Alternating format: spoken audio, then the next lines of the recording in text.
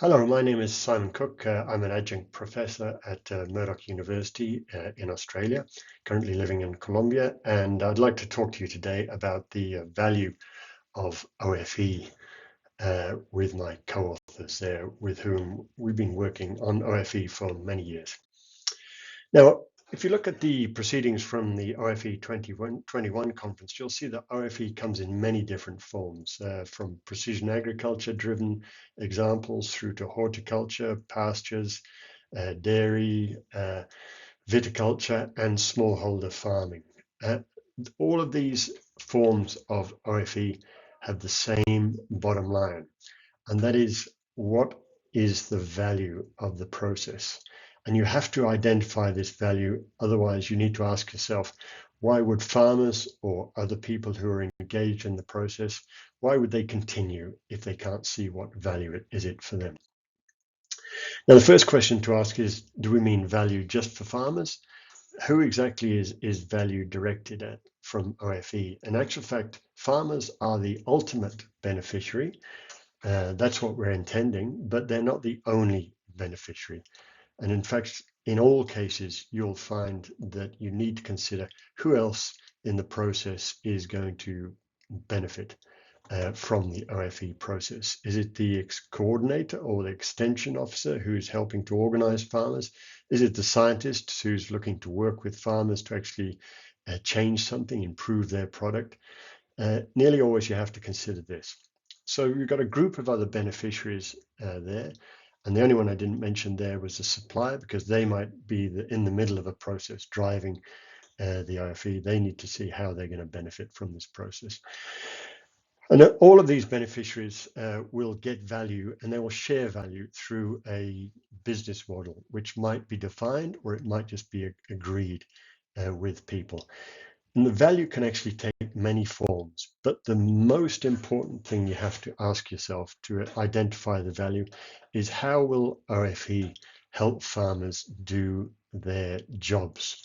And by jobs, we have 4 different types of classification.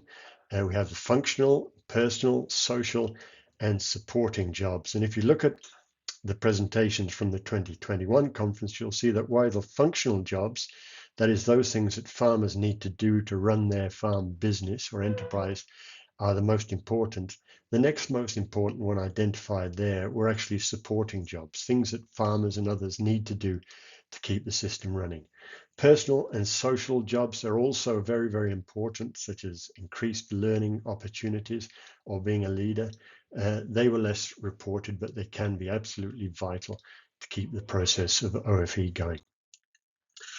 What is the role of science in value creation? Most of us who are going to be looking at this video will be coming at this from a scientific perspective, and we should ask ourselves, what can we do to support the OFE process? How can our science support the OFE process?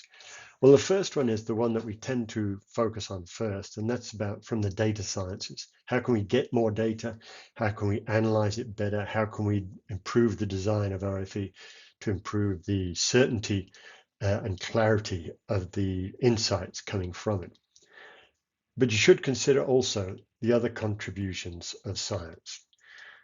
One is fairly obvious. It's from the agricultural sciences, surprisingly not often mentioned in the 2021 conference, but it's vital that agricultural sciences look at the system, interpret the system, define what the problems are, particularly from the farmer's perspective, and help interpret solutions. And the third one is very important and was commonly reported in the OFE 2021 conference, and that's, you need to consider what's the role of the social or behavioral sciences in identifying the value, how people organize, what are the relative power situations between different actors, and how can the influence be managed.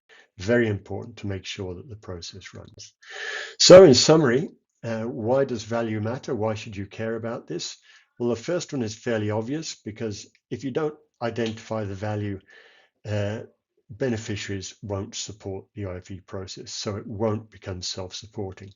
But the second one is that if you look at how value is created, you can actually improve the OFE process itself. And so value identification is really important to design of the OFE process. So if you have been listening, Thank you very much. Here's my contact details. Look forward to hearing from you. Bye-bye.